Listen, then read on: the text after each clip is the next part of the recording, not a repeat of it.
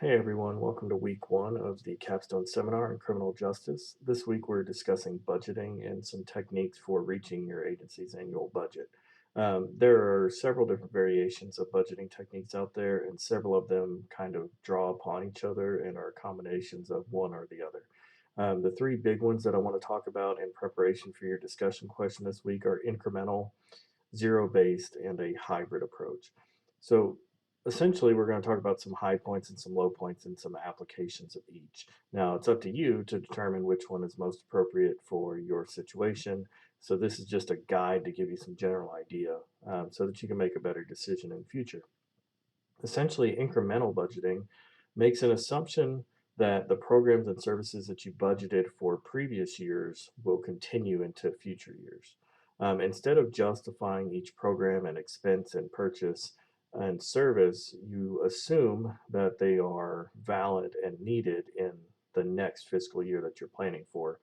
And so instead of making sure that you still need it, it's just given. So instead, you just basically budget for that on that assumption.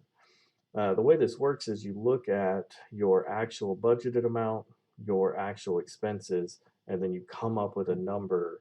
Um, it's almost a guess sometimes, but there are some calculations that you can do to come up with percentage increases to plan for that.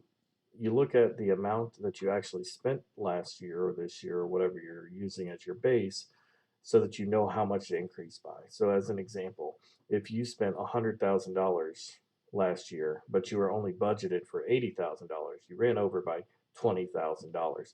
So, for the next budget year, instead of budgeting for $80,000, you need to budget at least $100,000 to account for increased costs of operation, so inflation or increased personnel costs or whatever it may be.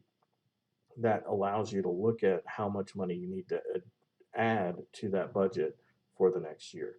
Um, on the other side of that coin is zero based budgeting, which basically requires that you re-justify every program, service, or purchase every year.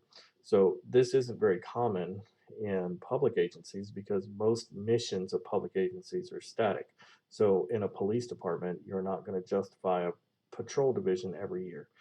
You just assume that you're going to still need patrol officers or patrol deputies or say SROs or SWAT team or whatever the case may be. The assumption is in incremental budgeting that you need them. Now, in zero based budgeting, you don't assume that. So every year you would come back to the table and say, do I need to spend this money on this service or this project or this program? And you look at everything that you do, all of your mission items, and you rank them in importance order. So the most important at the top, the least important at the bottom, and you have your whole pot of money at the top. Now, as you work your way down the list from most to least important, you assign money to each one. At the very end, you should be at $0 in your big pot because you don't want to just leave money on the table. If you have money available, you should have it budgeted somewhere so that it can be spent if needed. If you don't budget it, it's like it's not there. So once you've gotten to the end of the list, after assigning every project and program an amount of money, whether it's zero or whether it's 100,000, at the end of it, if you have items on your list that you want to fund but no money left because you've assigned it elsewhere, you can revisit previous items to decrease them or move money around to make sure. So that's zero-based budgeting. Now, that's not very common in public agencies, like I said, because of the assumption that you will always need a patrol division. So it's a waste of time to determine whether or not that program or that function is necessary because it is necessary. That is part of your mission, and that won't change in future.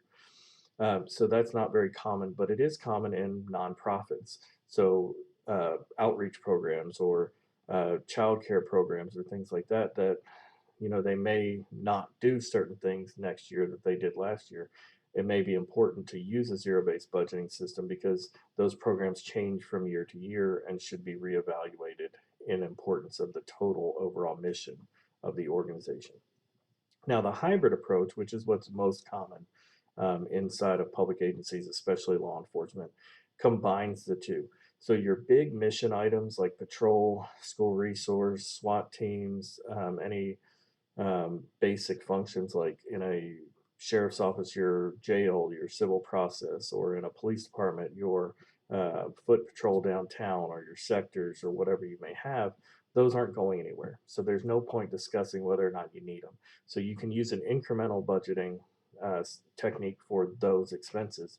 But you may have things that don't happen every year. So an air show or a countywide fair or festival or some kind of parade. So you may have expenses that don't recur or that may have lost importance or gained importance throughout the year, that using a zero-based budgeting technique for those may be important.